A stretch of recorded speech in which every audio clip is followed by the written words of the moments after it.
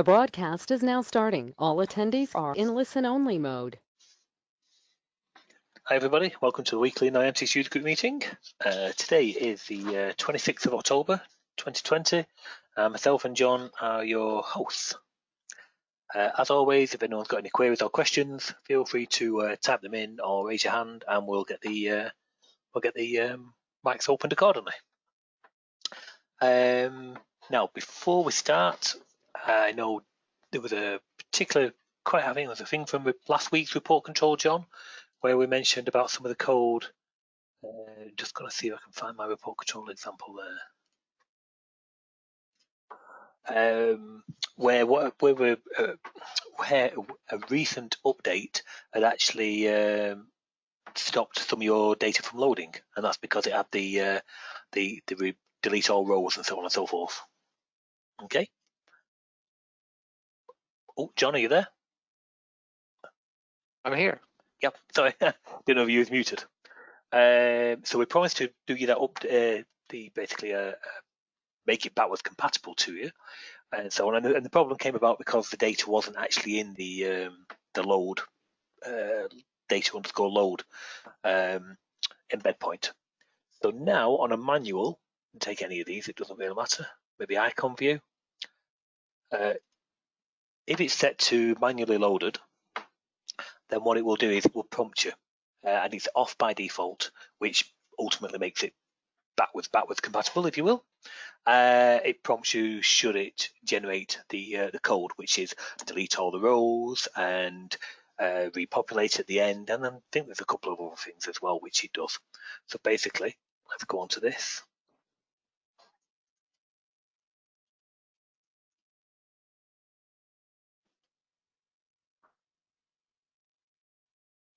Can I check its time? There you go. So we're on the manual, and you've got here generate commands within data load. For example, delete all rows, populate, and there's a few others as well, but they're the main ones. Because what was happening with your scenario is various different resets were occurring. So I think it was here, reset on game visibility possibly, but basically that was calling the refresh contents. In turn, refresh contents calls data load or data underscore load, and of course it was wiping out the data which you'd loaded at another place, and so on. So that's off by default now, so you should be fine. And I'll update the demo apps to demonstrate that kind of the correct approach, if you will, going forward. But yeah, that's what you're after. So now basically, if we look at this, that's off. And you got data underscore load, and as you can see here, it's really back to kind of how it was. Perfect. So now if we take a look at that, where it is on, well, so that's an enhanced. So that's probably a bad example. A view. Where's it got to be a view somewhere?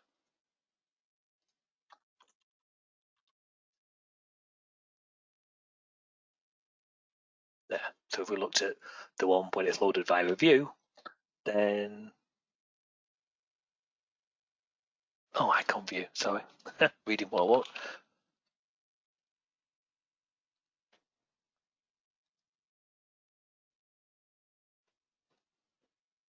View loaded. That's better. And if we take a look at one of those, you'll see it's got the extra information. So it's checking visibility. It's if you've got controls, it will hide them and change the cursor. Saving selections, deleting the rows, going off, populating the data, and then the repopulate at the end, and all the restoring of the information. So basically, if it's manually loaded, none of this bit basically is loaded anymore. Likewise, none of that bit is generated, and none of that is generated. So it puts it back as it found it, if you will. So if you want a zip of that, I can just zip up the report control part. I know you said you might have probably modified the template yourself to omit those things, but that would be a better to keep you back on track on a proper release if you want. Sure. Yeah. Yep. That sounds good. Yeah, it's actually it's interesting. In a couple of our apps, actually, an old one which was using a really old ReportControl. I think it wasn't the next day. I think it was Wednesday, and it caught us out. So I thought you straight away. It was like, really? But I'd already done the fix by then, so all I had to do was get that to use the latest templates. So, but yes, that is that's coming in that next build. But you can have a beta now, so yeah, I'll get it sent across. Perfect. I would still make an argument that the triggering that on the visible, the option to do that when it becomes visible, I think should be off by default. Is it on the game visibility, you think? Yeah. I think, what's the default for the game visibility? From memory, I think. It seems to be 1. I think it. I think that's I don't on know. You game. can take a vote. I think that's on game focus, is it not? There it is back there. Oh no, it's on game. Oh yeah, on so game visibility. Yeah. Yeah, that is on by default. Yeah. My feeling is that that's in case you have things on tabs, pretty much, right? It is. And if you're on a screen and you've got tabs and you tab over to look at something else and you come back, I can't see why you would trigger a full load most of the time. You probably just want to see what you saw before. I see more that it should stay the same than that it should change. I feel that's a positive choice that I should make rather than have it made for me in a positive way. That's my argument for it being a nothing, or defaulting to not being checked on. That's my argument for it not being checked on. You make a point, actually. Yeah, no, you do. You make a point on it. I don't know now. It's one of them. Yeah, I see both sides of the equation. I figured system, maybe it's a network type system, so on and so forth, and other users, other activities going to be going on, and so on. Then you go back to a browse and it will just reset. It's just one less headache you have to really think of, that kind of thing. But as you said, do you want it to be loading? That really should be a conscious decision from a design point of view. That's my thought on that. Yeah. You need a tiebreaker. You need to bring in Roberto. Have break the tie. Roberto uses it actually. There you go, Roberto. He's got a question today actually as well. Roberto, you might say, is he paying attention? I was talking to him on Skype literally just before the webinar, minutes before. He's self-muted. Okay, well, we shall. I'm here. Sorry, it took me a while. Actually, my question is going to. But you have to give comment on what we. You have to break the tie. Yeah. So. Okay. So basically, a recent update to the report control has on the resets used to just have a list of reset fields, and then we introduced 2 new settings: reset on game focus and reset on game visibility. So game focus is kind of self-explanatory, and it's very much like how a legacy browse works, just a standard Clarion browse. If you was to basically switch from one window to the other and so on, when it gains focus, the Clarion browse would go and reset itself, which I always find a bit strange, to be fair. So we have that off by default, but we have put on the reset game visibility, and we use it, an example of it in action, if you will.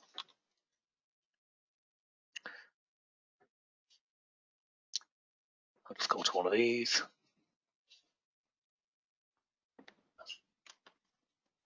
Okay, so basically the appointments report control is the report control on that appointments tab, and that isn't loaded because we can't see it.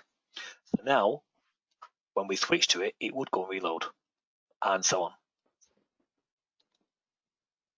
So basically these don't get loaded or reset until you first visit them.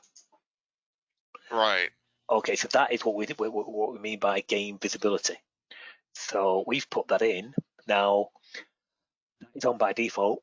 John's made an argument, to be fair, for it being off by default and the user making that decision to do it. So really, what's your thoughts? Okay. Can you call just out of curiosity, are those callable through the API? Are they a method in your classes? Oh yes, yep, yeah. It's just a call to refresh contents.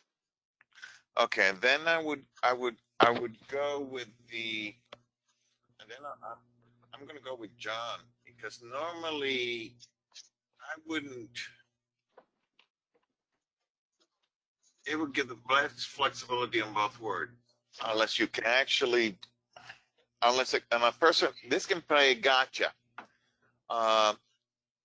Well, it's a logical sense. It makes logical sense from the one when you gain focus and when you get visibility. It would be better if you don't get caught with it by one being on and the other one being off. It's kind of weird how I look at this.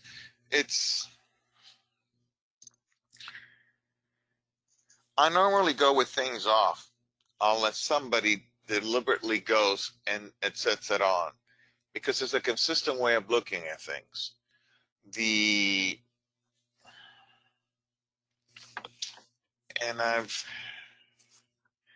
wonder if I can give you a better reason than that. No, it's okay. I mean, I think it was just yeah, we were at an impasse and so on, but we'll go with majority rule. So it's just an interesting. The question is how most people would use it.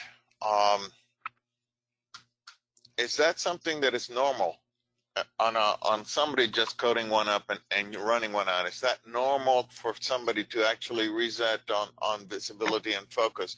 It's something that normally a lot of users would do. That's the other side of the coin on that. I think if they have them on tabs, then with that off, it's not going to reload, because they're not going to manually call in it. I mean, they can put code in, on the new selection of the sheet. They can put their own code in and so on. But of course, turning that on kind of saves you from doing that. And it's not just on tabs, although it's intended. That's the main usage of it. But of course, it might be that it's part of a hidden group. So its parent is invisible, so it's not going to load the report control. So basically, when that group becomes visible, or that tab is selected, or whatever, that kind of thing, then it will be reloaded, and so on. So that's okay. That's its usage. That's its intended usage, I should say. So basically, I'll give you. I'm sorry. Go ahead. I'll give you one more reason to leave it off by default, since it's a new setting. Okay. Is that I would imagine that most developers, such as myself, have already set up all of my browsers on tab, or report controls on tabs to do what I want them to do. So if I wanted to refresh, I've already programmed that in. If I didn't want it to, it's just the way it is. If I move to this new template, which I did, all of a sudden I've got behavior I don't expect throughout my entire app, which is kind of what happened. So Flickering. No, it was coming up with blank. It's because John was loading the data John was loading the data in an incorrect place, actually. But I did it incorrectly. Okay. I would say I did it incorrectly, because I did it. yeah, actually, in fairness, he did it as we used to instruct you to do it, and it's only for evolution that we've actually changed it, and so on and so forth. So right. So, yeah, so in fairness to John, he did it as it was. So on the other screen here, and this will be on what I sent to you, John, anyway. No, where it is. There it is. It's off by default now. Oh, excellent. Oh, well, there you go. So I've just put it off by default. And I will tend to agree with John. Let's not introduce something that may, I can see the point that you make that, okay, it's a new thing and it's going to need to happen anyways. But if it's a new feature and believe me, I've done what John's done. I put things in the report control in the wrong place. Okay, that's in the wrong place. I need to move it. Yeah, I would tend to not introduce something that may throw somebody who's got an existing thing working off. But when I would tend to agree with John on that one. Even though you do a fantastic job actually letting users, when new stuff comes out, you pretty much explain it very thoroughly. I have no, that's great. I would tend to go with John on that one. You're introducing something that may, Yeah, cause yeah, that has an effect at runtime.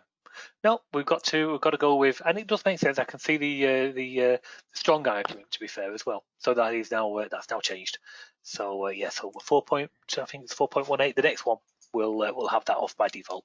Of course, if you've already opened your app with it, unfortunately, that's the way the template language works. Is it will have already applied that template variable to your physical application.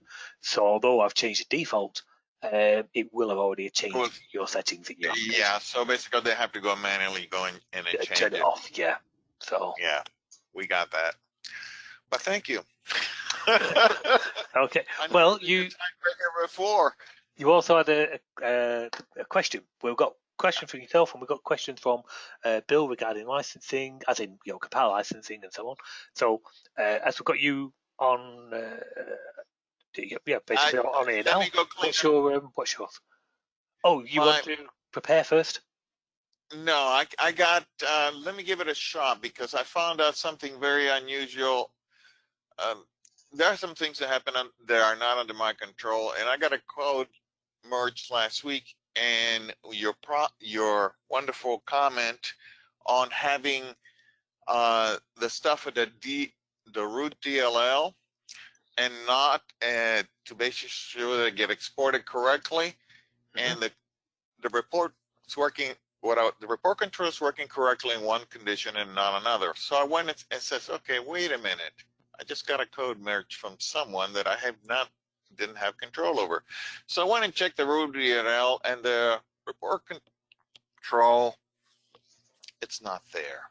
So whatever it is using, it's probably not quite kosher in one condition and another. So I'm going to go ahead and go and check the root DLL for things that are missing in the correct versions being in. So I will come back next week. Yeah, well, you don't necessarily have to have it present. Basically, the way Clarion works is if it's a multi-DLL, just for everybody else who's wondering what we're going on about, basically in a multi-DLL application, it's responsible for exporting your data definitions.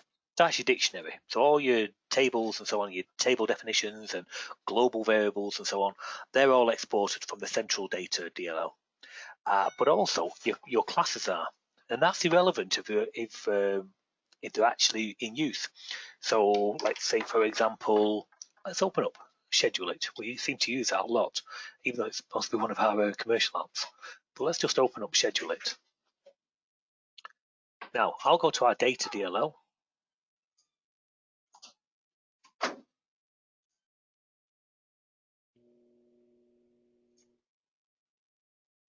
Oh, sorry, just 1 second. Someone just got a message to me.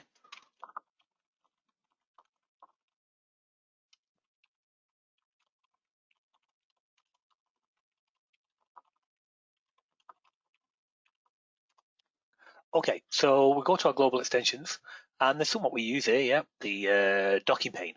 That has its own window manager class. So that definitely needs to be added to the central data DLL. And here's where it's saying it is. So if any of our products need adding to the data DLL, it will actually give you an indicator on here and basically ask you, if it's multi-DLL, do you want to declare in this application or declare in another application? And that just basically says, is it going to be exportable from here or is it external? So that's a telltale sign. And we've got our utilities, also Chilcat, that's actually probably used in there, to be fair. Yeah, so that's in there, but that's actually used in that in that product. Now you notice in there, I haven't got the report control. I haven't got the calendar because they only need to be added in the applications where they are used. But if I was to put a new report control class in place and I only use it in my lists and my config applications, I would still have to go and recompile it, the data DLL, because not only is our dictionary being exported, and our global variables being exported, but so are our class definitions. So you was getting a C00005 or something like that error, which it's a bit of a generalized one, but it can, a telltale sign of that is usually a mismatched DLL.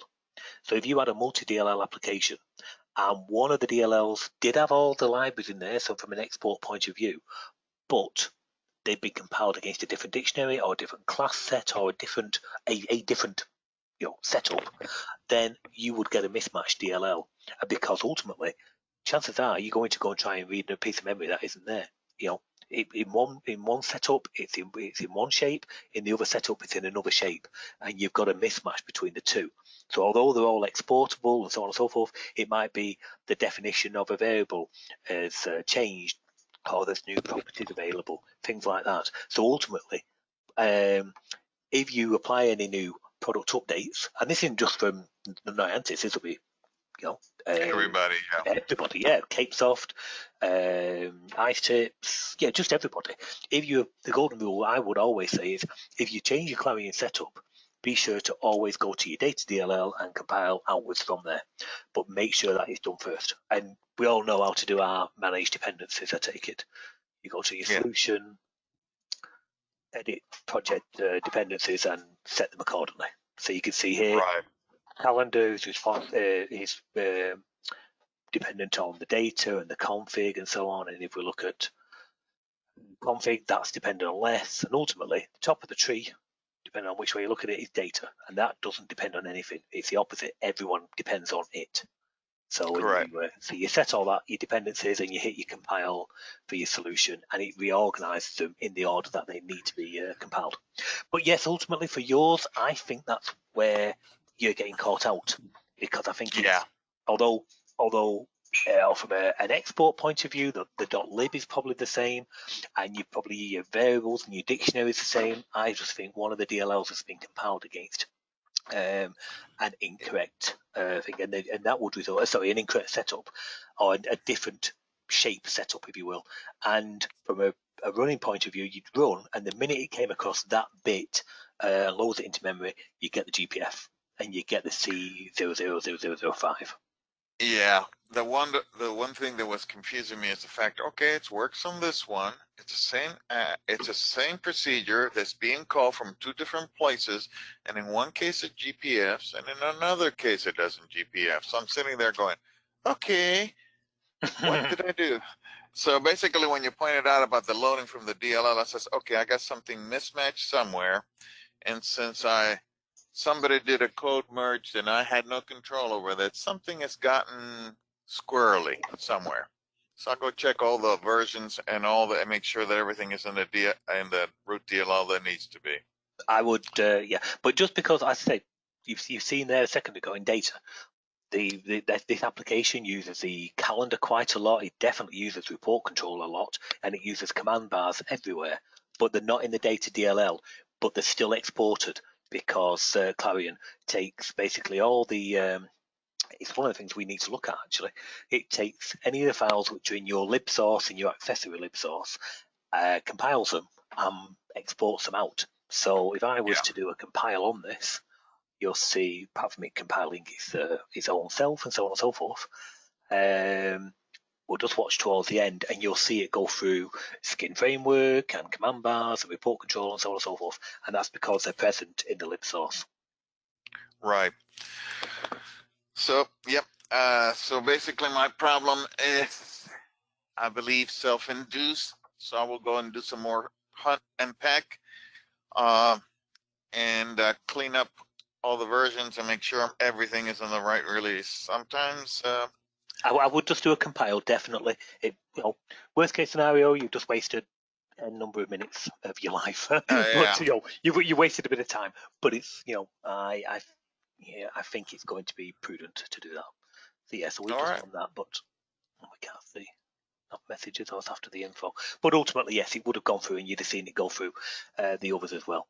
Our Chillcat product comes with a lot of base classes, like 90 odd base classes and files, and a lot of task classes, and they're being expanded. So we are actually looking at a different way of implementing that, not from not from a usage point of view, and the template and everything. All that will be exactly the same. But we're thinking of compiling basically so that you have all the base classes only compiled in when they're required to be compiled in. So for example, I'm choosing the shortcut one because it's just big, so it's a perfect example. So if I go to the shortcut and we go to reference documentation, and we can see there's 90 whatever, 96, 97, 98 or something like that, different base classes. So we have a base class file, .inc and a .clw for each one of these, and then we have task classes as well. Now it might be we only ever use JSON, string builder, REST, OAuth, and we never, we never touch maybe 80% of it, but the additional 80% is still being compiled into your data app. So we're looking at ways where we can actually reduce the size of what's being compiled in. So that's coming up. I wouldn't say it's necessarily in the next 2-3 weeks, but it's definitely coming up to take down some of the actual the compile requirements and the bloating, if you will. Thank you, sir. Okie dokie. Appreciate it. I appreciate the assistance. Thank you. No problems. Okay, Bill's got a couple of questions. Let me go to Bill. Bill, where are you? There we go. Hi, Bill. Hi, Andy. How are you? Yes, good. Yourself? Good, thank you.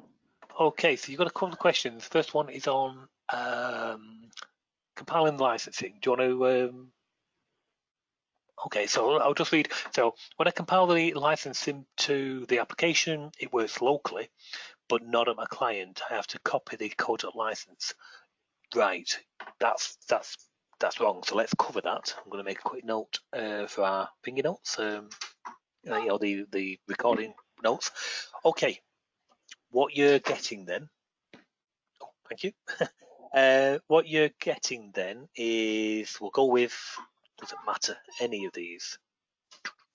Actually, no, got to remember this is a live app. I'll just choose lists. Now, let's just open up a folder. Here's lists. We've got ReportControl in there.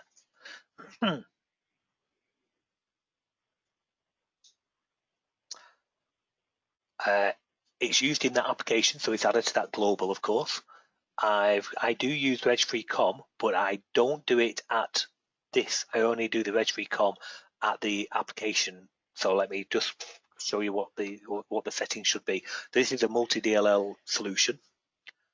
For the anything but the exe, I don't have the reg3com turned on, but I do have to have the license compiled in everywhere.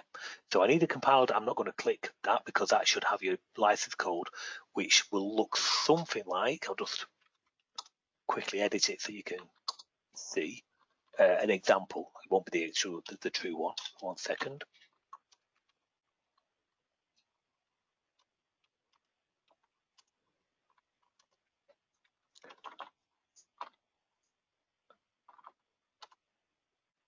Oh, we're supposed to start on there. We're supposed to start on the other one. Right, okie dokie. But you would get something like, I'm just going to copy that in for that, -xxx -xxx, something like that. Okay, so that's your third line of the license code. That's one. I'll just undo that so I don't lose my changes. Okay, now you would click compile license in. You would put it into here, including the validate code. So just let me. I followed all that, Andy, and I've done all that already. Okay. Now, what's confusing is why it works locally and not at the client site. I don't think it's picking up the license correctly, to be honest with you, because where's that folder? Right, in your location of where the OCX is registered. So this is on your local machine. Now the control when I registered and you install it and so on is in your program files, x86, CodeJock, version number, ActiveX, so on and so forth. And that control is registered there. Now, if you don't compile your license code into your application, CodeJot will by default look in the same location as where it's registered for the .lic file, and if it's there, I see. it will run. Okay. So you're getting that running locally, and you said if you copy the .lic to your customer's site, then it works. Okay. Correct, yeah. That's correct, right? But you shouldn't 100%, a million percent. You don't have to do that, and you shouldn't do that, to be honest, as well. What you need to do is make sure you've got your compile in, both in wherever it's being used. So, i.e., in here, lists.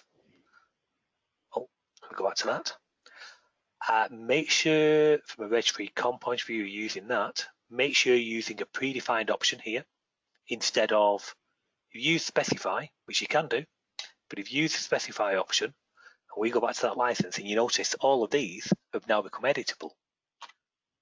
And that's because the content of that changes depending on what version of the control you're using. So if we see here now, product ID, CodeJot report control, ActiveX 19.3, and that is 1998 to 2020. Now I'll go back and I will choose an older one. Let's choose 18.4. Probably a couple of year old. Going to go here. Oh, let me choose a specify. So now the last choice was 18.4, so it thinks it's on 18.4, but I've got specify. Let's go back to that, and you can see it's changed it all to 18.4, and now it's still 2020. I should really go. Maybe it was 2020 when that came out. I'm not sure, but basically, do you use specify or do you use a predefined? No, I have it all set on 19.2. I verified every single DLL is 19.2 that it's in, and okay. Well, I mean, we can take a look, but basically, just to finish off on what we should do here is, compile in. Don't use the reg recom on anything but your exe. Just going to put this back because that's something we're actually using here. In fact, I'll just cancel out the whole. Yeah, originally I had a problem with the registry, but that I followed your rules on all that, and I got the registry working. Registry com is working now, but it's just the license that's the issue. Okay, can we take a look at your settings then? Sure. You can always do the pause screen at the point where things. So let me make you presenter.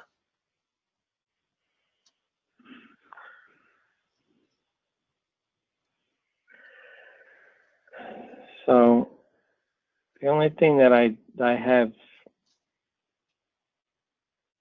different. Can you see my screen now?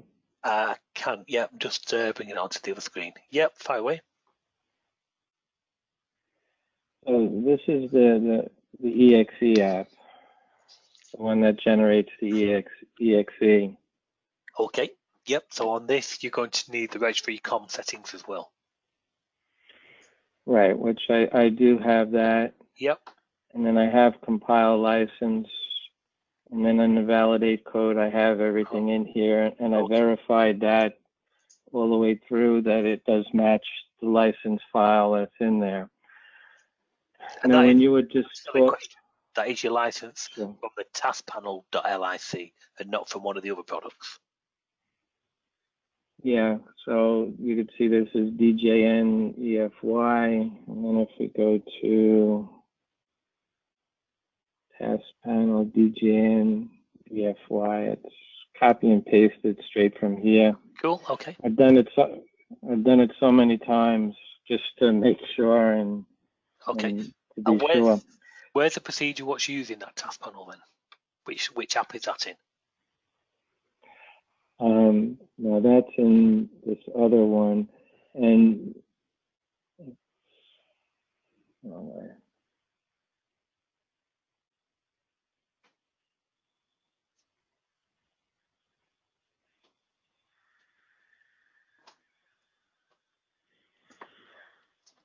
I just did this a few minutes ago, because as you were talking about that,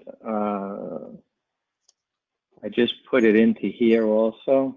Oh, well, that's set to specify. Yeah. Oh. Go back and choose a predefined, yeah. And let's look at your, now the register doesn't need to be set because it's not your exe. And you're on there, okie dokie. And let's have a look at your validation. Which one? Yeah. I just put this in here, so I think that's probably it. I'm sorry, I didn't notice that that got changed. But basically what it does is, obviously, if you think you do need it where it's used, I mean, it's a bit of an obvious statement that, but you need to have it in the application where you're using it. That's the only extra is you do need it if you're using reg3com to be part of the exe as well, because it needs to know that it can physically register it and so on, that kind of thing. Initialize it.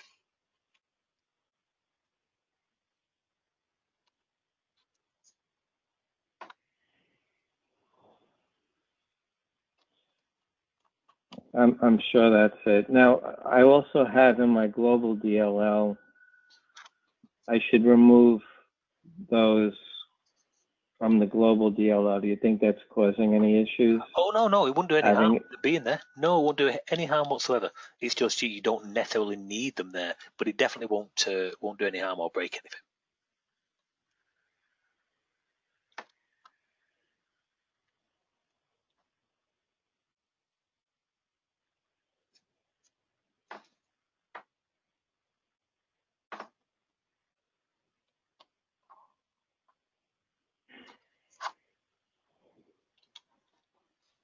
Is this on a different machine where the license isn't present? Is that? Yeah, I removed the license from this a minute ago. So see, it looks like it's working. See how long it's taken? It did work. Thank you, and that solved the problem, Andy. Okay. I think the problem was I didn't have it in this in all the DLLs, the license. Yeah, and it's the way.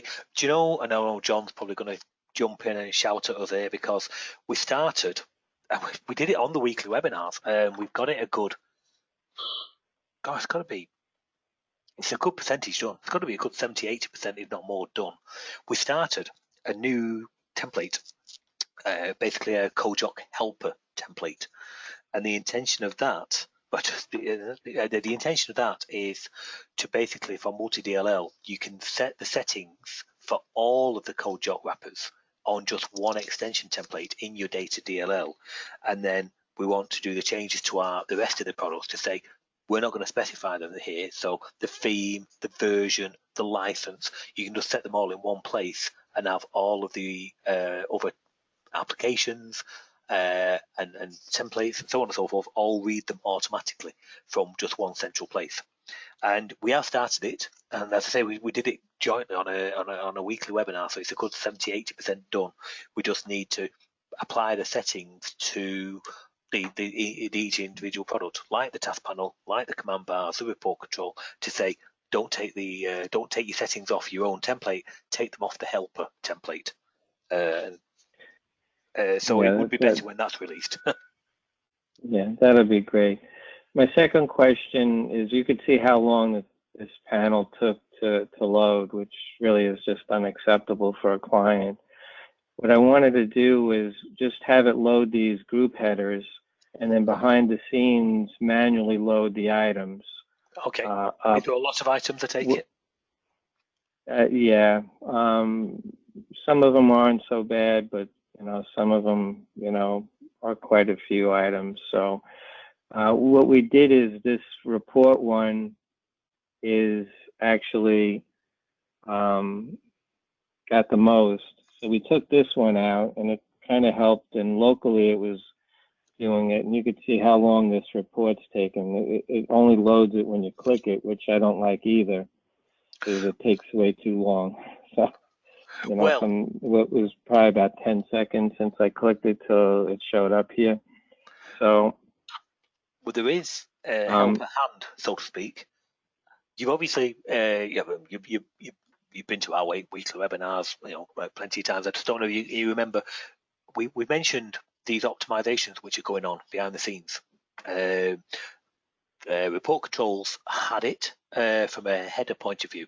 So any static type information. So the items within your menu. Navigation items are usually pretty static, not like a report control where the contents are changing depending on filters and so on and so forth. Now, the columns within a report control, they're pretty static as well. The user can move them around, but the definition of them is still pretty static. So we optimized that. The latest version of the report control has that. And it takes a different approach to loading the actual, to defining them.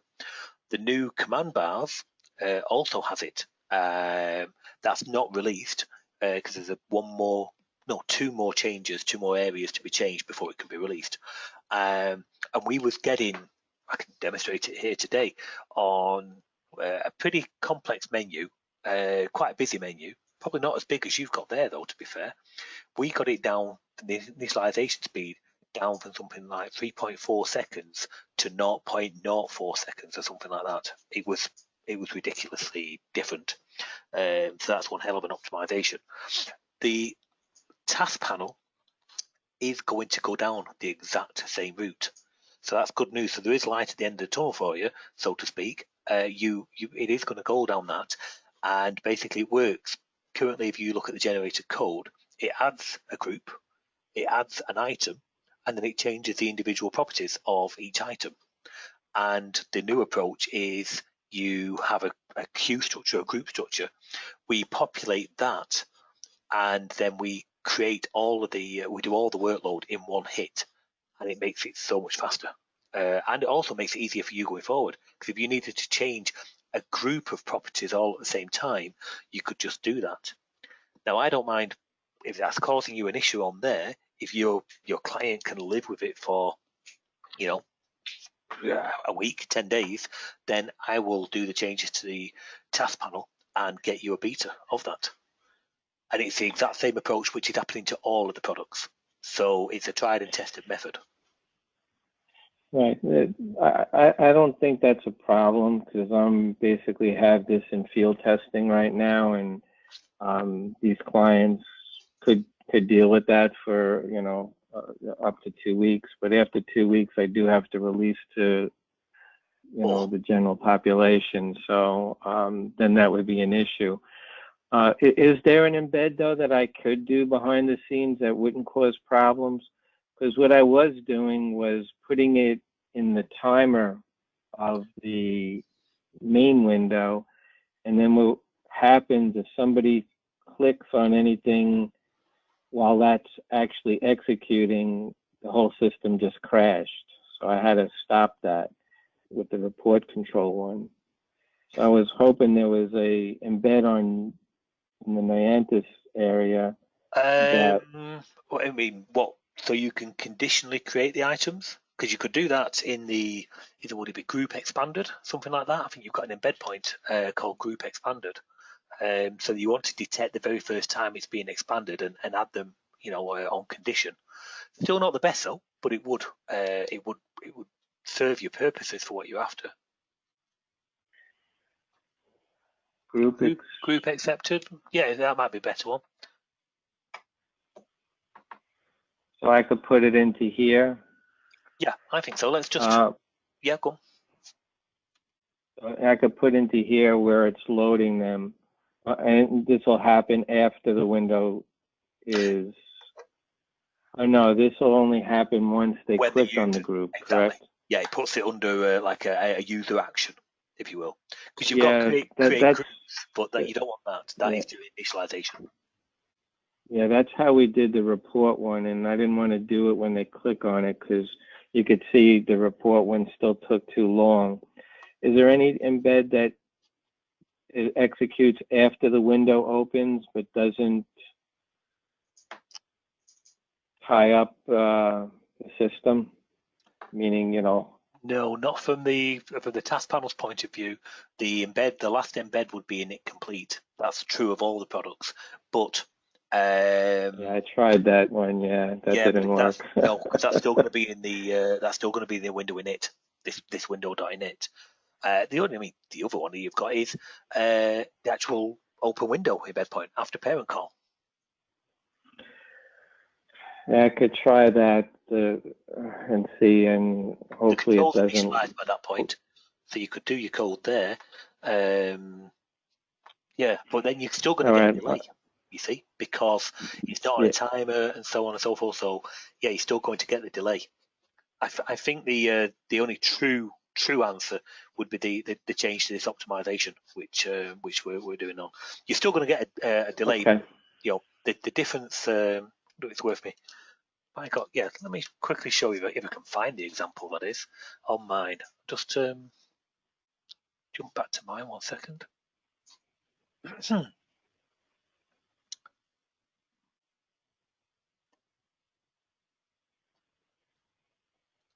Okay. Of course, I've got to find it now. Won't be a second. Just looking on the over screen.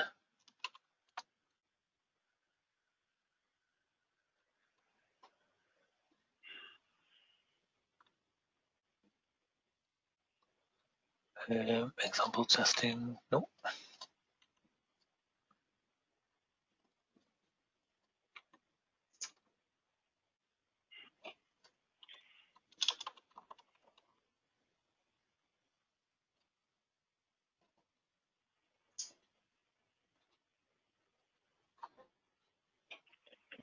You have to go crazy, Andy. If you feel you could get that done within 2 weeks, I'll just wait it out. Yeah. I just didn't want to put the pressure back on you. That's all. No, I don't mind. It's something we said in the past that is going to be changed. Because we really like the performance we're getting off a lot of them. That's not the backstage, but it is. No. Might be up on our server, but it could be under here.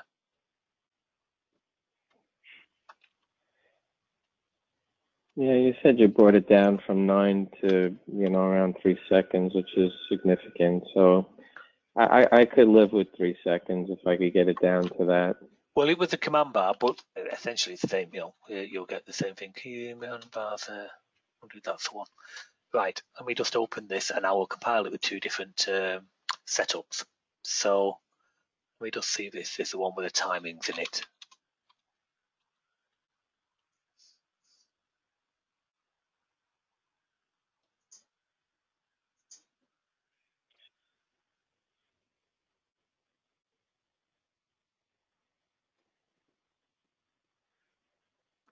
Different controls is the one we were using. I'll soon tell you if it's got the timings in there, then it will be what I was thinking.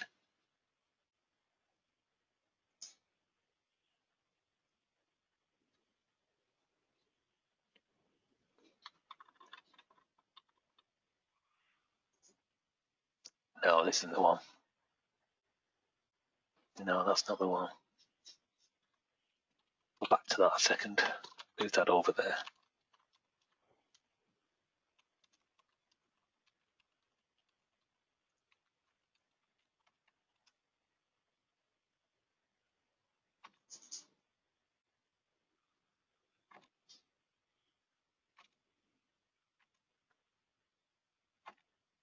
Oh, hang on a second. I think I know where it is.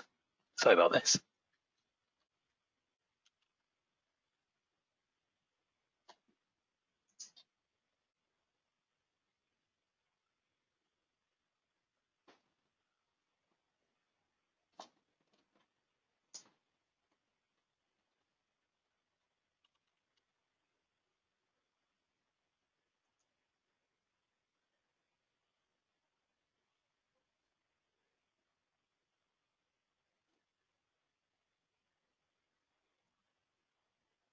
Okay.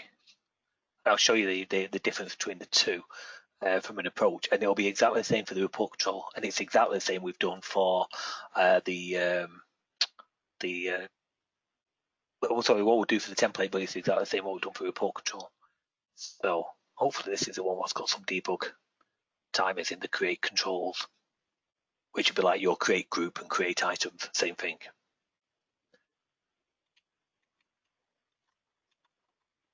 Yeah, so we've got some timings before and after. So if we have a look here, this is using an older version. So you can see here, got a timing before.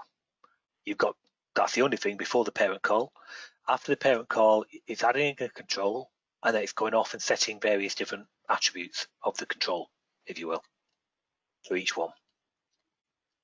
And there's lots of controls, and I've blatantly tried to make it, I think I just re-added the controls 5 times over, that kind of thing. So there's loads of controls. And then we've got a timing at the end.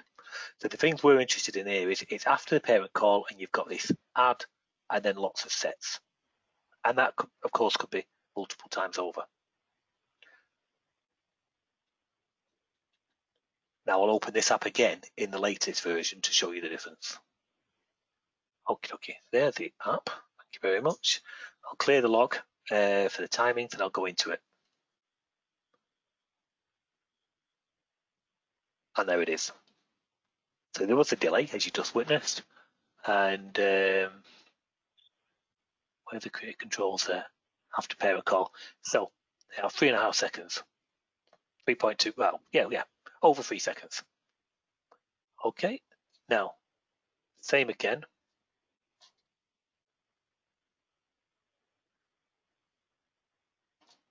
Switch to latest version of Clarion. Sorry, not Clarion. We'll switch to the latest version of the template. We'll look at that same code, of course.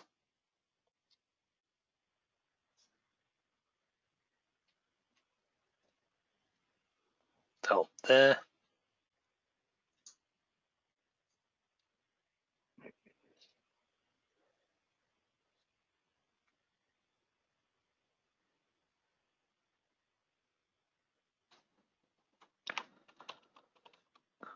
Create controls. There we go. No, not that one.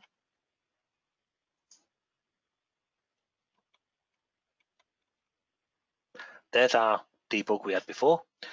Then it was straight to the parent call. This time it's not. It clears its own queue structure and starts populating it with the controls that it wants. And it adds it to a queue and does it again and again and again. So basically it builds up what it needs. And there's lots of attributes, lots and lots, and so on. And then, where are we? That's the after. There's the parent call, and then after it goes off and just does, and we're going to expand this as well, but that is to do combos. So you could have multiple options and so on, that kind of thing. So this can even be optimized further. But the way it works now is, the new way is we're going to populate a structure with all the different permutations. I say if you look at the latest report control, it works on this for your column definition. And you can do set your particular content, and in here it goes and creates it and applies all these properties all in one go, rather than having to, hitting the control one at a time. Right. So it's much faster. End result on that, so it was what, 3.25 seconds before. And you saw the delay going in anyway, but now we'll look at it with this.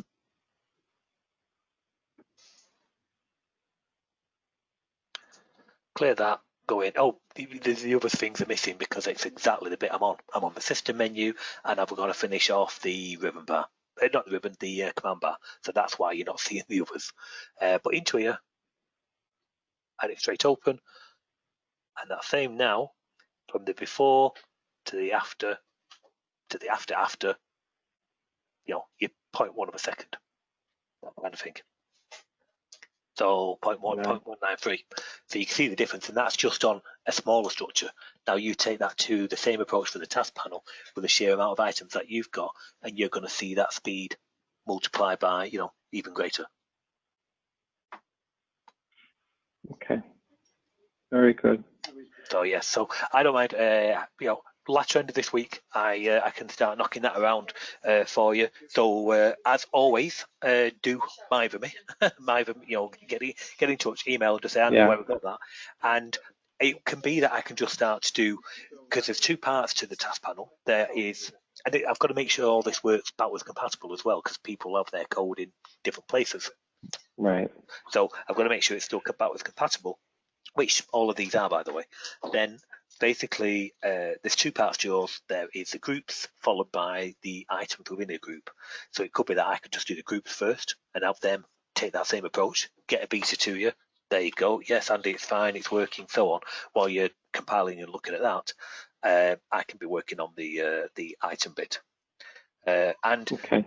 because we kind of, I know this sounds silly, but because we kind of know what we're doing with it now and the approach we've taken, it makes it so much easier. So what I mean by that is, in our task panel class, if I go to the, again, it's a command bar, but I'll use a task panel because it's only just been, no, sorry, the report control class, but it'll be exactly the same.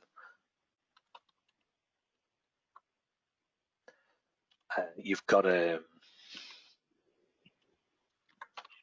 add column. Okay, you can see even internally it's switched to doing exactly what, if you were to call it manually, it's switched to doing exactly the same. So it creates this queue, so on and so forth, and we go off to the create columns. Yours would be create groups and create items. Goes off and ultimately creates any brand new objects, as in the raw object. It creates it should it need to, and then we introduce this new method called sync column properties. You'll have two. You'll have sync group properties and sync item properties, and that just goes through.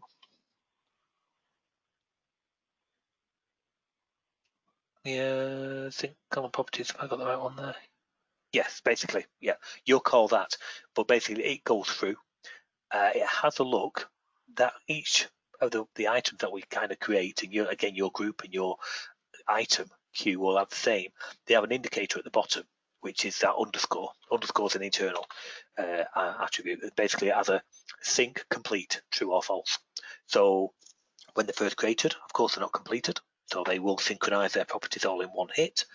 And then going forward, if you wanted to, let's say, the user, maybe it's a security setting, maybe it's something that they're not allowed to do steps 2 and 3 until they perform step 1, that kind of thing, then you could go and change any number of items in one go. So you would just go to your group, go to the queue structure, manipulate any number of properties, so the visibility or the enabled, maybe the icons, whatever, the caption, doesn't matter. You can change any of those.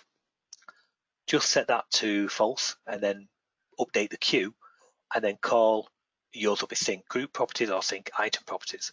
And that in turn, for any ones which it thinks it needs to go and work on, it will go off and call the relevant set of commands, and it's working at the raw object level, which means it's not having to go off and get things, get back and forth. The OCX direct command basically says, take that raw object and change that property in one go. And so that's how it gets its speed out of it. But from your point of view, it'll be nice and simple. It'll just be a straightforward call to sync properties, sync item property and sync group properties. Okay. Very good. Thank you, Andy. I appreciate it. Oh, no problem. No problem. Right. That's us on the hour. I was on time today because the UK's clock's changed a couple of days ago, and I know in various other parts, I know the US, you don't change for another week, I believe. Right. So, so yes, I was on time. Rather than in the good old days where John or Arnold would get in touch and say, Andy, where are you? Any other things, or do we start to wrap it up? Oh, Leo's got his hand up. Sorry, Leo, I only just saw the hand. Let's open up Leo. A bit late. Yeah, sorry. Only just saw the hand. If you have 1 or 2 minutes to take a look of this skip Saturday and Skip Saturday and Sunday. yes. Okay. From time scale. Okay. So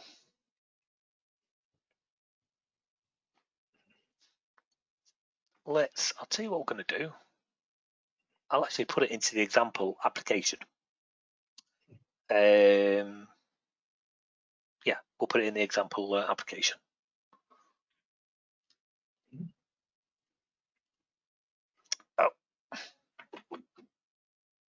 So for this, what you want to do for everybody else who's watching, want a timescale, but you only want to show Monday through Friday, and you don't want it to include Saturday and Sundays. Is that correct? Yes, yes.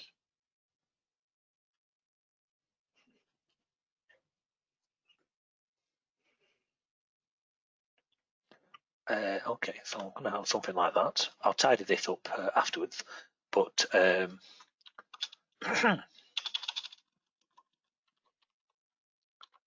call it weekdays.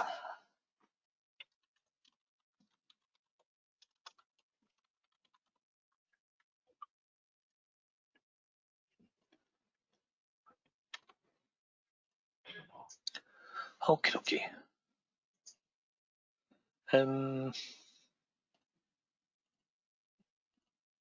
Just use that a second. What's there it is, track control.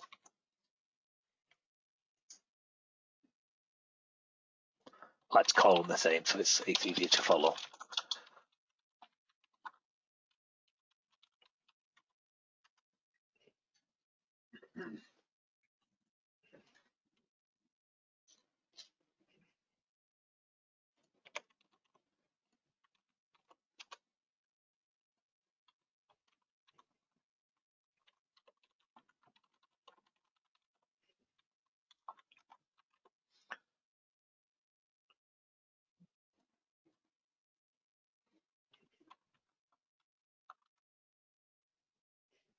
Okay, I'll work out, tidying some of this up afterwards. So first of all, let's have a look at what we've got from a scale point of view. Let's see that in action. Our starting point, and then we'll work from there.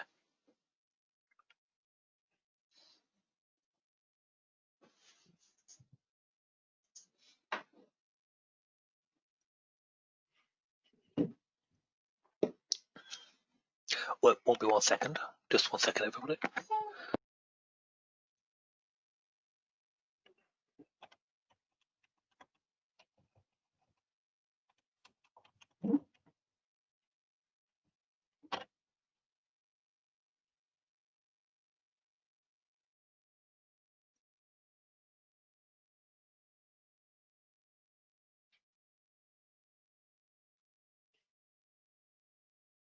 Sorry about that. Got to keep things ticking over here as well at the office. Right, where were we? So track control. So this one. Okay. Can't really see the wood for the trees here, can we? Okay, so we've got, looks like it's just showing once a week. Right. So what scale do you want to show? Do we just want to show 2 weeks, 3 weeks, something like that? 10 days. How many? 10 days. Okay, so two working weeks, if you will. Okay. Okay. So let's have a look at what we've got from the settings. So it's our report control, but it's in TrackBar view.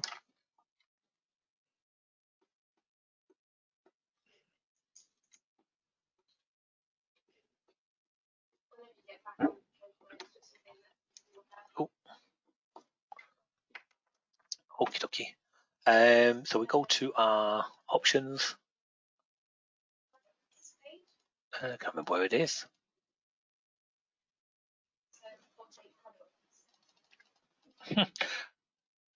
Oh, track view. There you go. Appearance, track view. We set it with, okay, we've got that. And increment is numerical, but we're going to change the custom labels. That means we're going to take charge of the labels ourselves. Okay, so we're going to say today, I'm going to tell you what I'm going to say, today -7, and I'm going to go forward to today +7. Oops. Okay. In fact, make sure we're going right. I'm going to do 10 and 10. So yeah, 20 days, so potentially up to kind of 3 weeks, but you could change yours to the thing.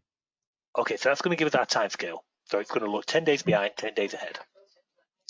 The viewport wants to only show, let's say, just today 5 and -5. That's our what are we viewing, and the marker is going to be today. Okay. So we'll look at that.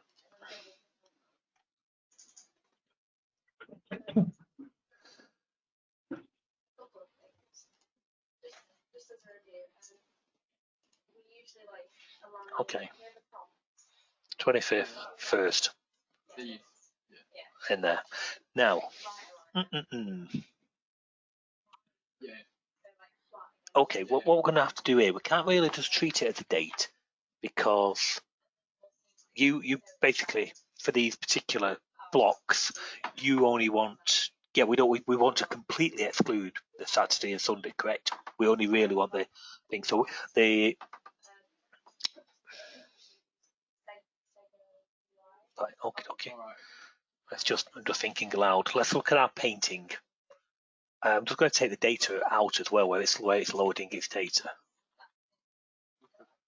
Report control, data load. I'm just going to comment that out. I don't want it loading the data there. I just want to see what's going on. So now we've got our we on our track view we said custom labels. So we're going to paint our own labels, which means we need to intercept. We look here now. Use custom labels. That means we're going to intercept the label that is about to be painted, and basically, change it accordingly. So we want to know if it's divisible. Modular 7. We need to know the day of the week. So if it's a Sunday, no, we don't want to do that.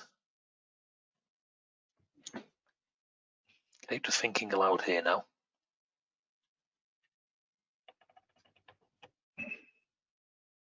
Just thinking aloud. I'm going to go back to our track view.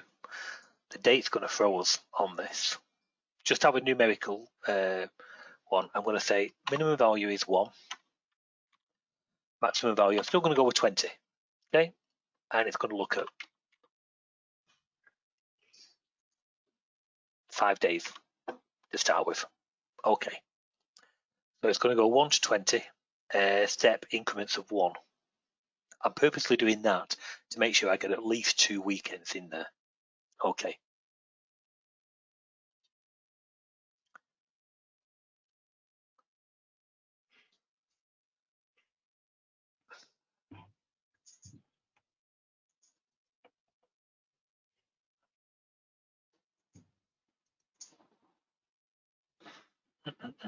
They did give you a way of doing this. I'm just trying to think what I suggested. I'm sure it was right.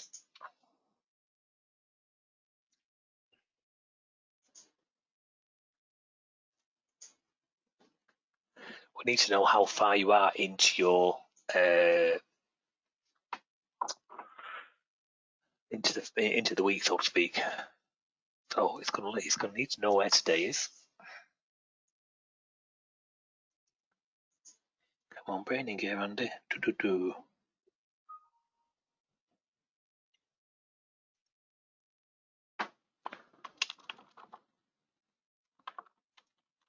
I'll make it nice and easy. If its position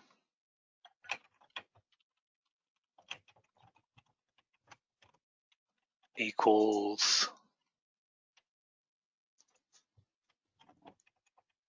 and we are going to go on the date. So I'm going to put that back to date in a minute. Yeah, I'm going to put that back. So if the position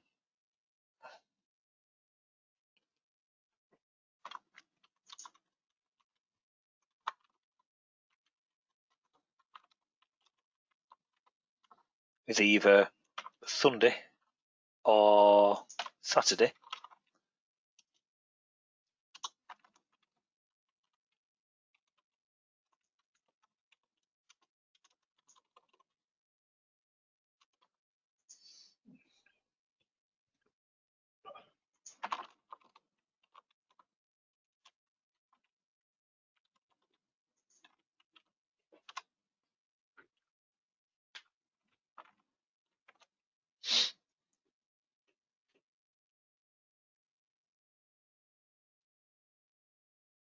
oh, come on, braining gear. Monday's going to be 1, Tuesday 2, 3. or 5. Can I get 2?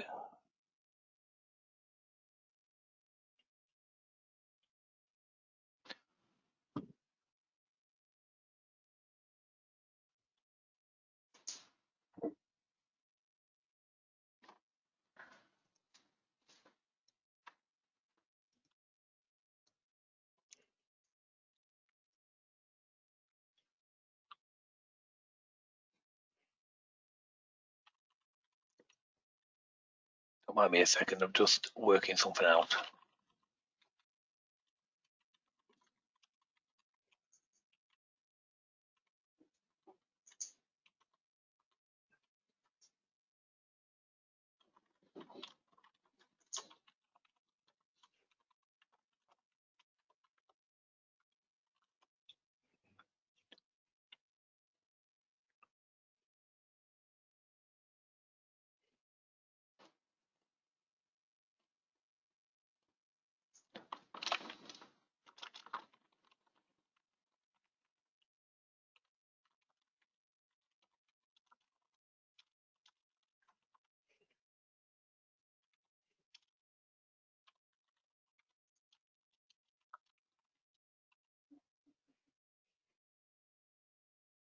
I'm not sure I need an exclamation in front of that actually. I think I might have just got that.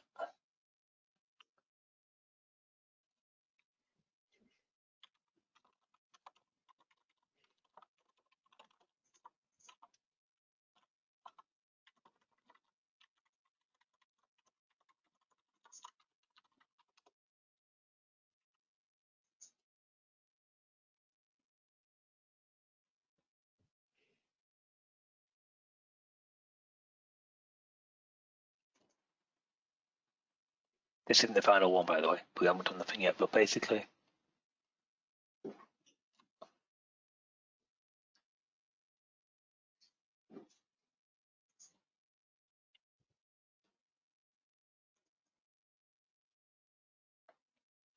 $19, $20.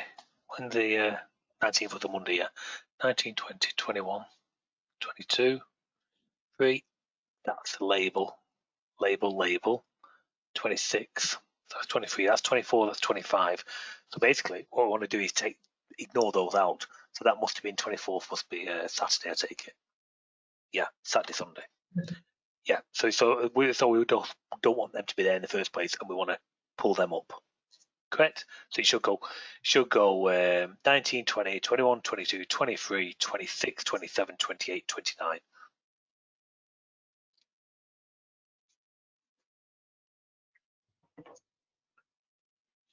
So if that is the case,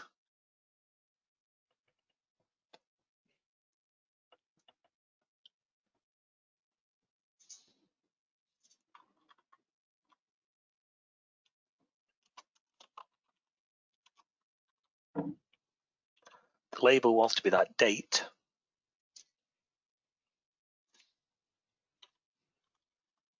Now what I'm going to do is, as it's going through, we'll get the increment, if you will. Gonna have to make sure we start it on a Monday. This, you know.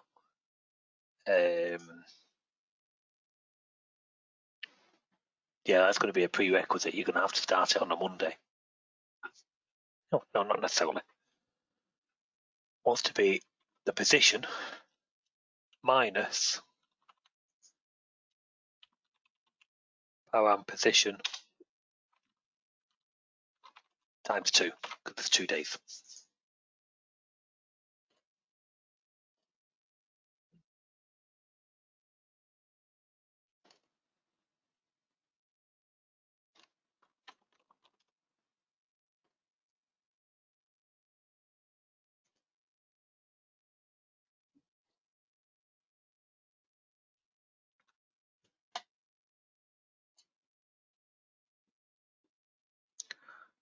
So take our 16th.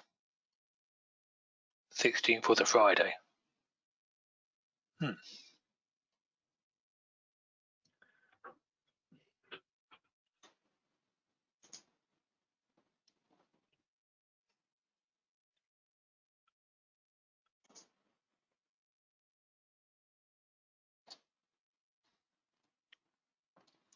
That didn't work. in that position is a Saturday or a Sunday, increment that.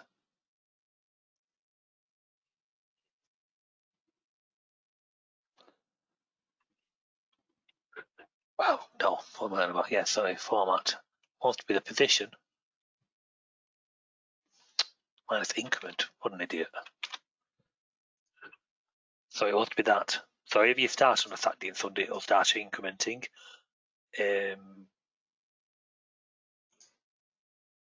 But you don't want to paint. I was right in that else.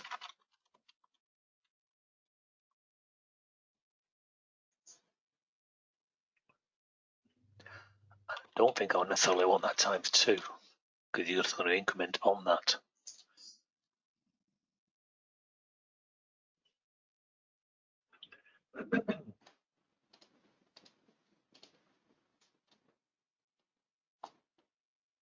That's today.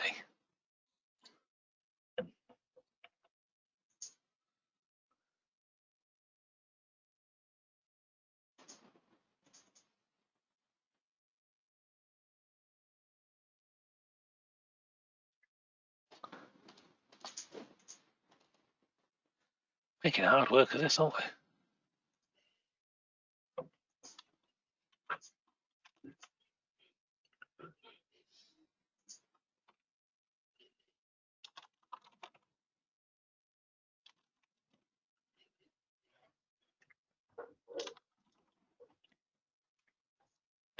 If it's Saturday or Sunday, increment that. Otherwise, just paint what position you are minus how many of those have you had.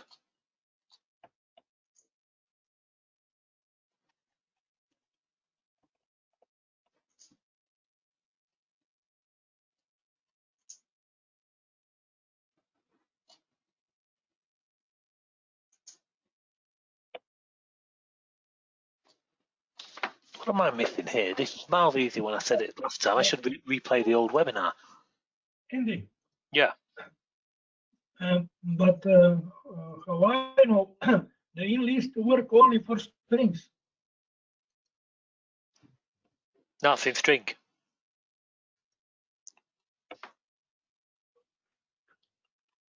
I need that. I don't think you particularly need that. Anyway, we'll do an explicit if, but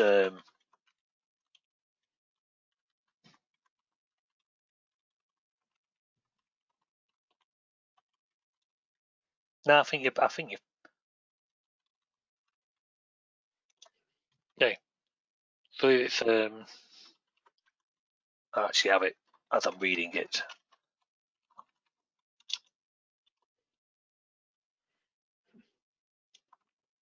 Okay, so if it's a Saturday or it's a Sunday, yes, then increment that up. So you're going to know how many you keep needing to take off the date.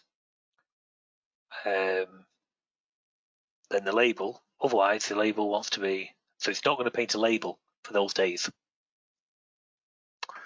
We do need to actually say something about that though.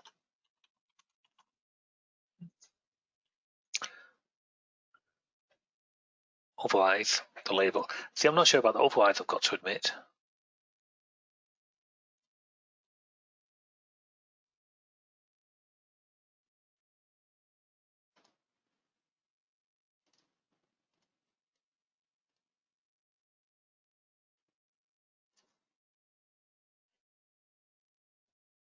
Why is it going back so far?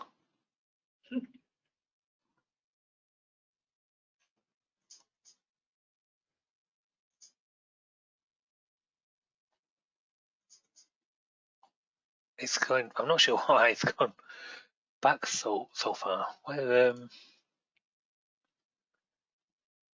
it's confusing. it is. When I in the past when I said to you how to do it, it was so much easier. Did I put an exclamation? No, it's just straightforward. Take that value. Just got to take a step back because something's not right here.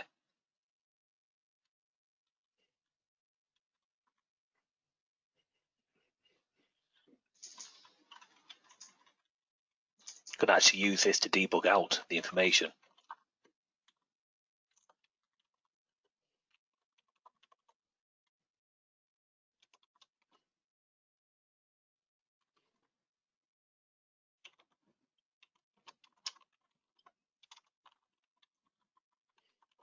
Yeah, I'm going to use this. Have the label equal where it is in the day.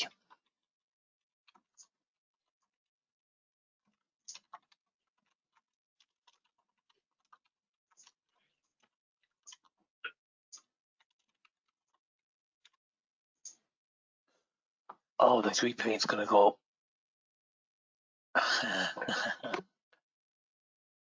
No, that paint gets painted all the time. Don't know if we could do that.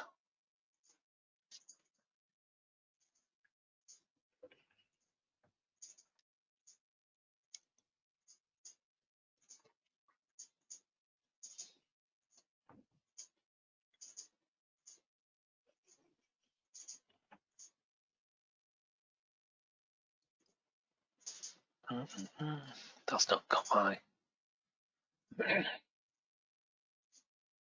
Oh, Andy, idiot.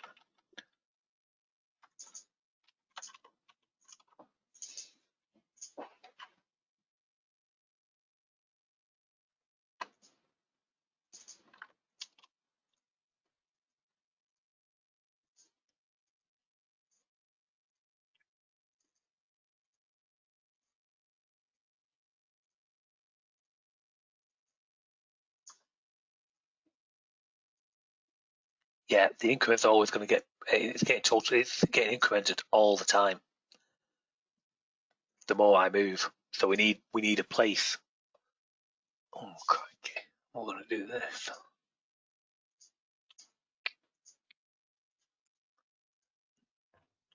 It would work, but we need a place to zeroize the increment.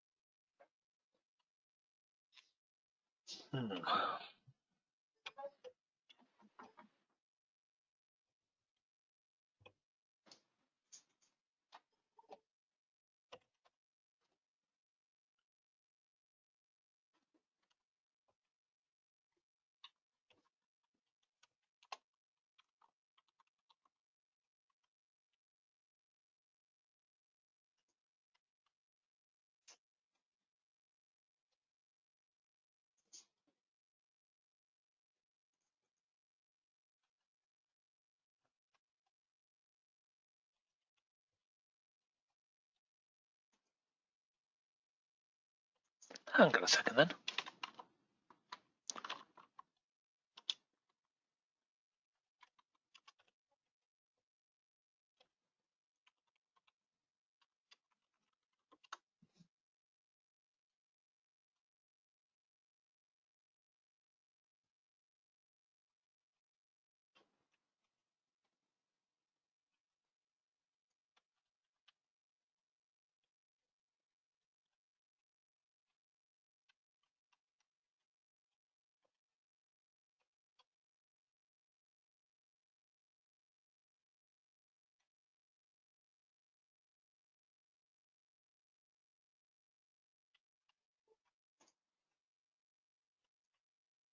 I would have expected the length to zero to cut that off there, to be honest with you.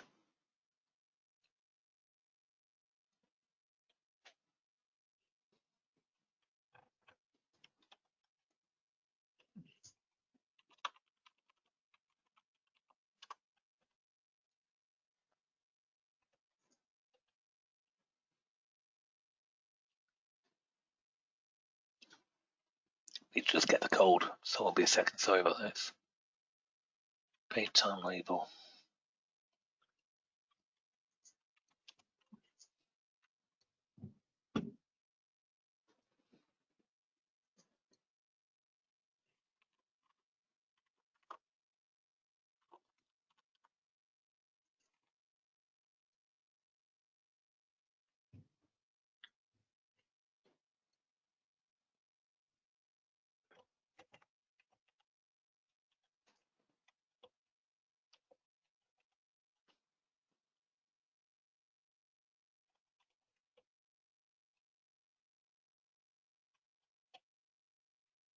Ah, no, that's not what I was after. No, pity.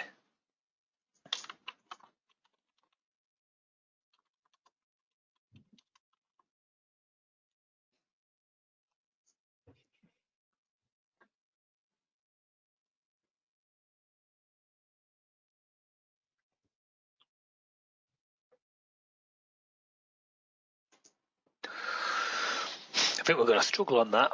I might take the date one out and just have it from 1 to 20 and just have it going from today. Would that still give you sufficient for what you're after?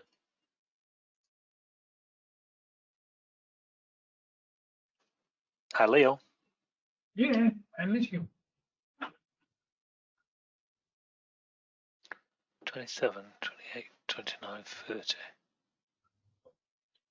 Yeah, no, that's why we're not getting.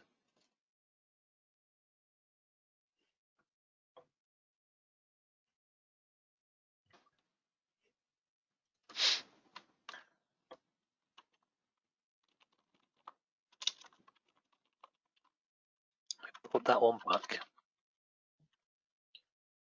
I just want to get back to a point where I've just got what I'm expecting.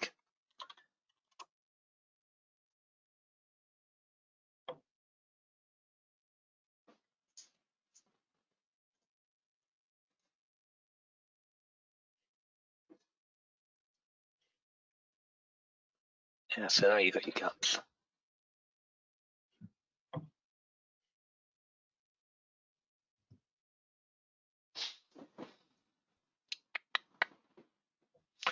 We need a way we can detect them, but we know that the increment's being cleaned all the time, and I don't know when it's been when that's being finished, if you will.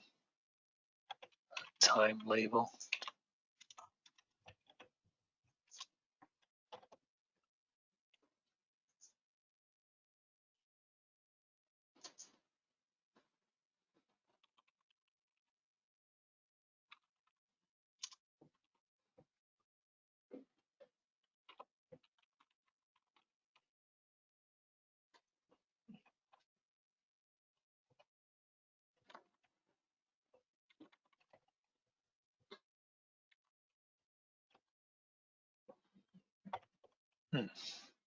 Be an event.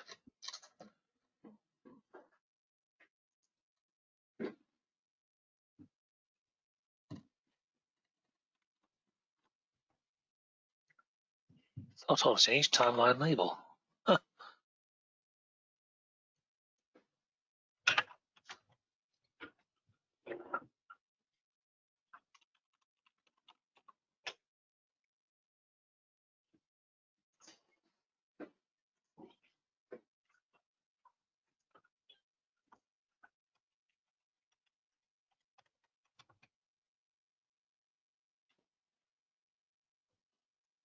Ah, yeah, of course, needs to be enough.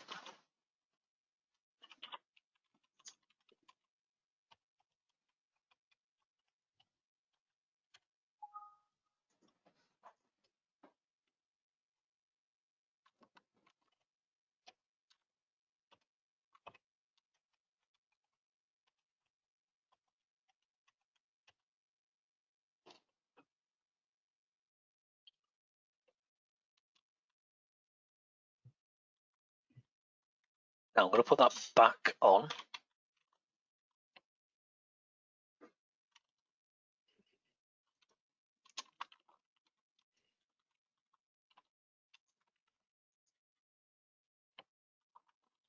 We did today plus 10, I think we did, didn't we?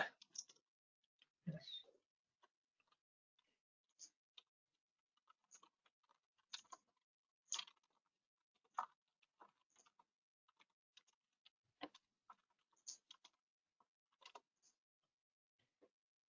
Don't think this won't work because you'd be dependent on the user painting, scrolling the whole area. I don't think this will work. Might work once.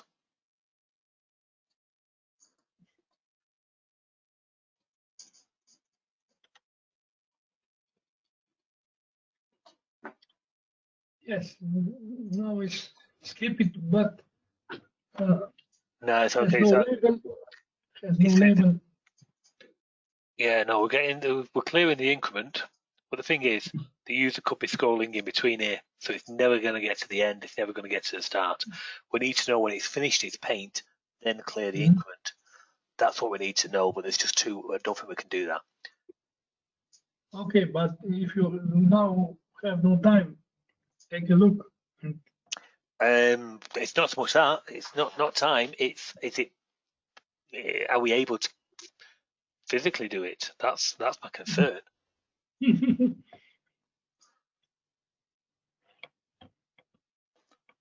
Change our approach to go back to more like yours. What you after? So let me go back. Yeah, appearance time. Go back to that, and we'll have it starting at 1 for 20 days. Okay, and just give ourselves a small viewport.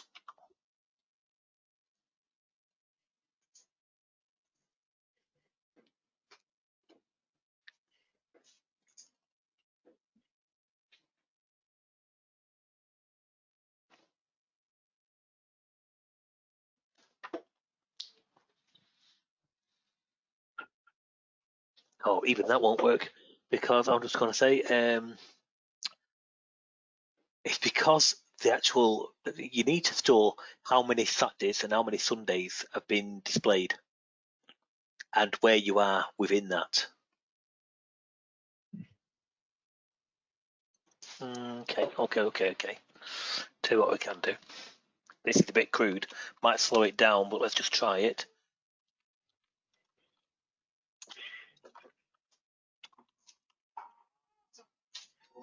Cheers. Yeah,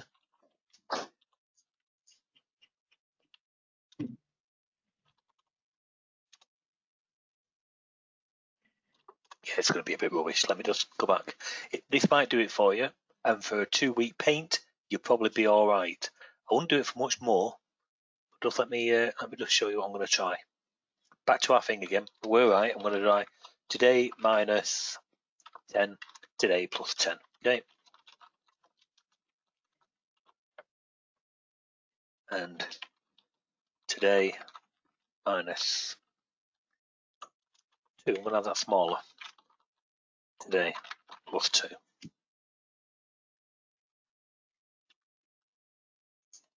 Because we can't calculate how many Saturday and Sundays. What we're going to have to do is say while the param, the position what we're currently at is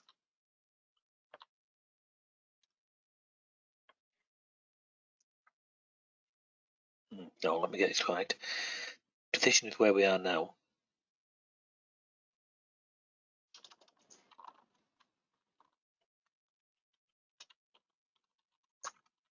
We started with minus 10, I believe.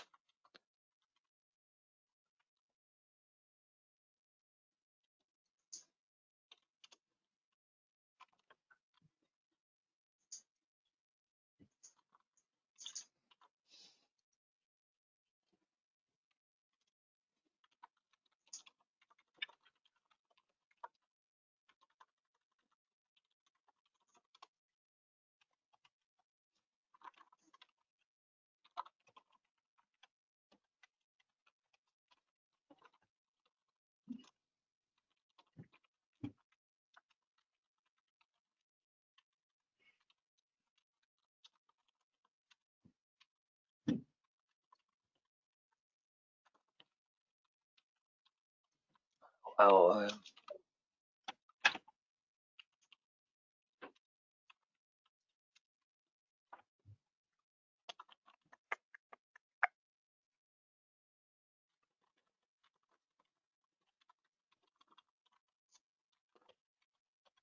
I could have just done the finger. What an idiot! Right.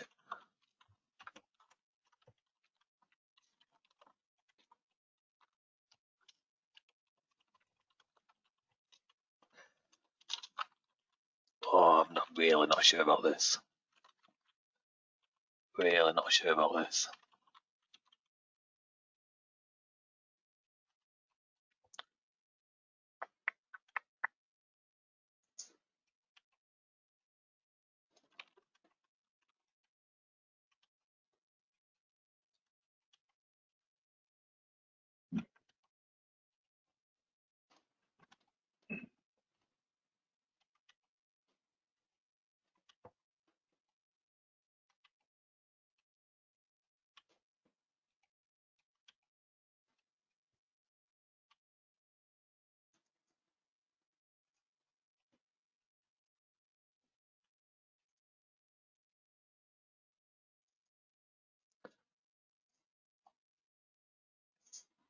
Oh, it's the 16th. 16th was a Friday. 17th was a Saturday. That 18th was a Sunday, so that would be 1. That would be 2. That was a Monday. Carry on as 2. Tuesday, Wednesday, Thursday, Friday, 2. Saturday goes up to 3. Sunday goes up to 4. Monday goes up, remains at 4. Right, that's okay. That's it. Bloody hell, Leo! Don't know. You know how to throw a curveball to somebody.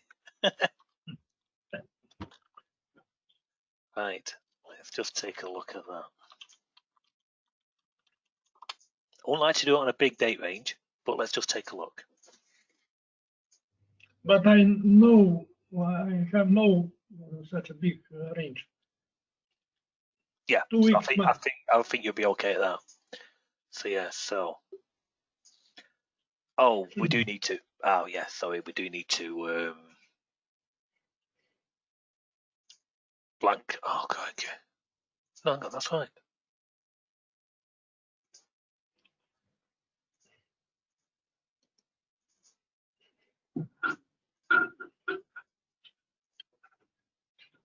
It's not minus, is it? It's plus.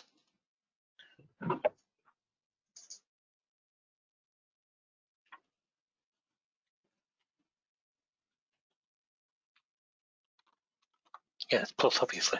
You get to the Friday, that's fine. It's going to be 0. On the Saturday, you're on a +1, so jump that to the Monday. You get to Sunday, you +1, you jump that to a Tuesday. Then you get to the. Oh god, okay, that's not going to do it now.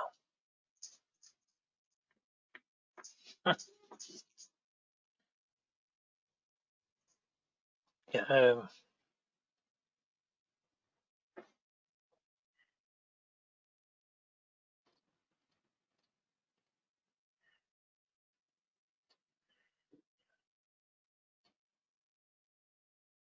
13.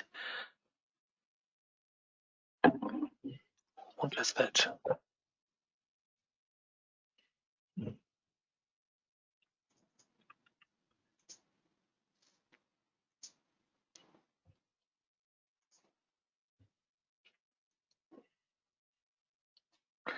Why are we in 26 and 28? What's going on there? Why have we got no 17 and 19?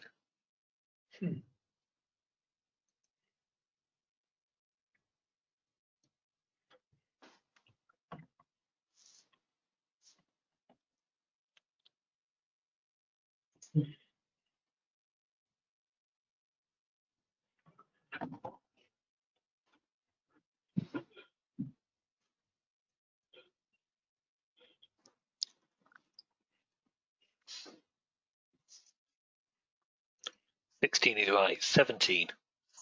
That would be.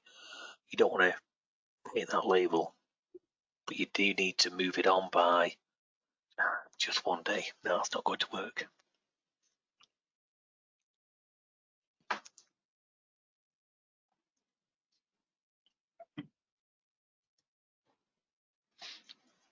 Okay, this would work for you. Okay.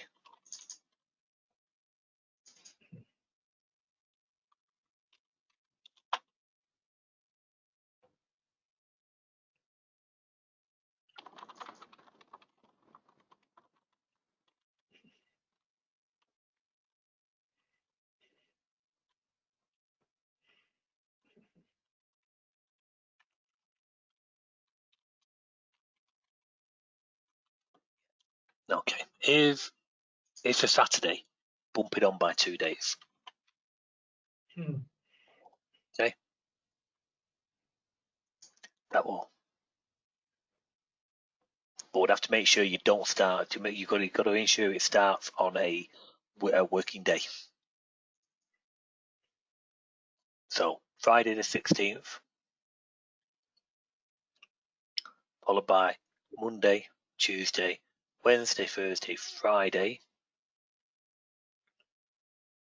Oh, and we got the 24th. Yes, and 25.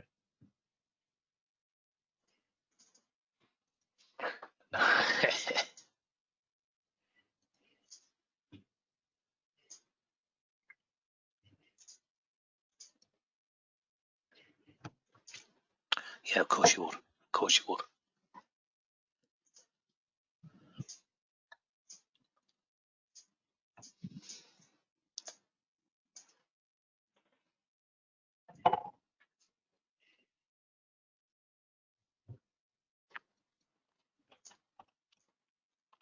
You've got to work out how to load this data into it as well. That's going to be quite a feat.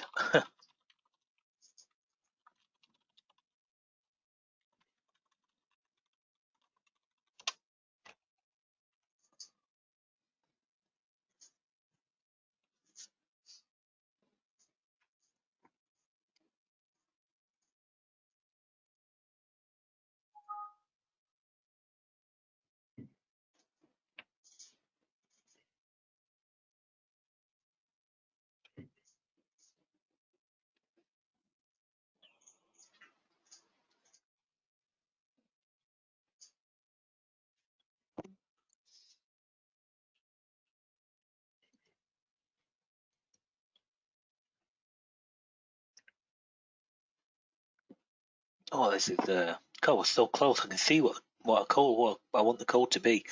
Basically, you're going to need to know what the actual date is that you're going to be painting, and you're going to need to check that.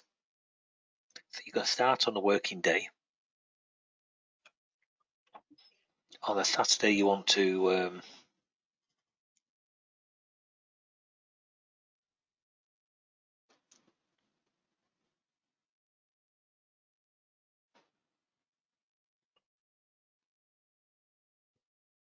really do need to get that that increment cleared. That's half the key to this.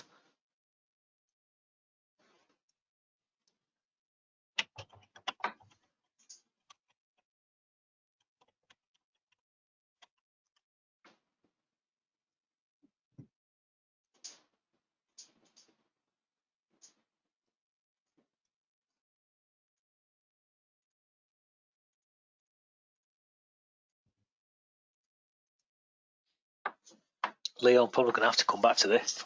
Think about it a little more. Okay. It's in the example app. We're close, but it's going to have to be how we clear that, how we clear the increment. And the problem of that is, let me just show you, as we've just seen, as you're moving around, that painting is occurring all the time. Yes.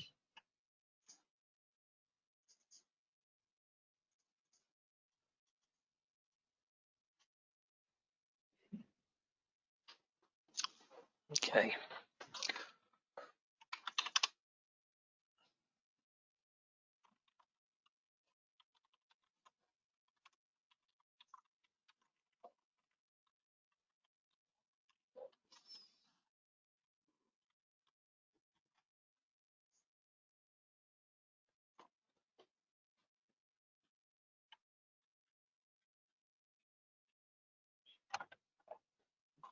As you're going through, you want to go from that. What we wouldn't do there, we'd actually use get the minimum range. That's kind of irrelevant. It's fine for now, but you want to get the minimum range, your starting point. So that should really be a parameter. You'd want to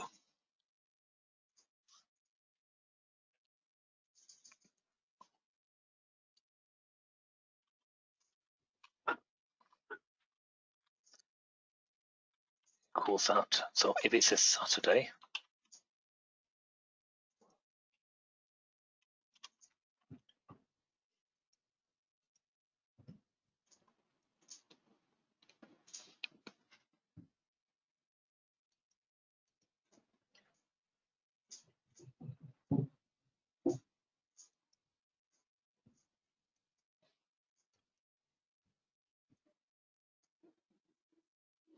by the time we're painting that,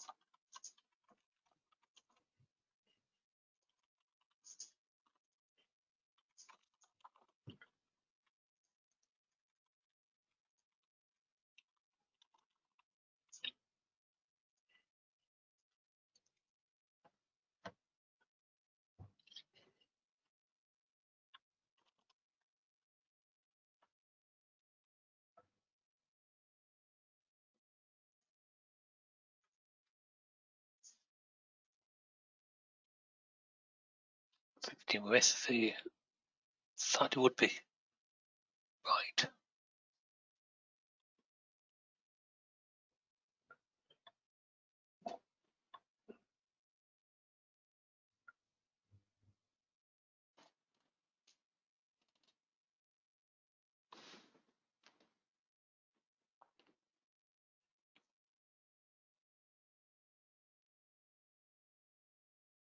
No, I shall come back to it. Not going to give up on it, but I will come back to it. Because I need to catch the guys before they're finishing today, and because the webinar is 1 hour earlier here, well, the clocks have changed. Yeah, it's No going to problem. run out of time. We're close, but basically, yeah, we need to be checking not just the current position that we are about to paint, but the painted date. That's really what we need to be checking. I think that might just be it, actually.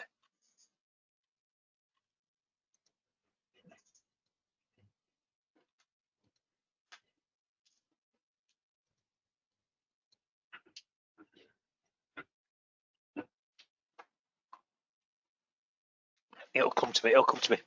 Leo, we will come back to it. But basically, yeah, that's what we want to be. It wants to be basically not just at the position that we are in within the track bar, not just the position that we are currently painting, but also because we are bumping it along by n number of days, it's the position what we're about to project. We need to take both into account. Okay. Okay, leave that with us. But it's in the example app, so I can't release without that working. So I'll just have to find a way of it. I'll have to find a way of it working. Okay. Thank you. Okie dokie. Right. Bye. God, that's gonna bug me that. But yeah, we'll find it. We'll find a way. Okie dokie. Until next week. Thank you everybody, and yeah, I shall see you next week. Oh, I'll see you on the Wednesday webinar. Leo, if I've got an answer by the Wednesday webinar and you're available on the Wednesday webinar, feel free to just ask if we've got it, and if I have, I will quickly show it you. Okay. How is going for in drag and drop? I'm just back onto it, so no further than we last spoke. Okay. But we will do. Okay. Thank you. Okay. Okay. Bye. Thank you everybody, and I'll see you next week or on Wednesday. Thank you.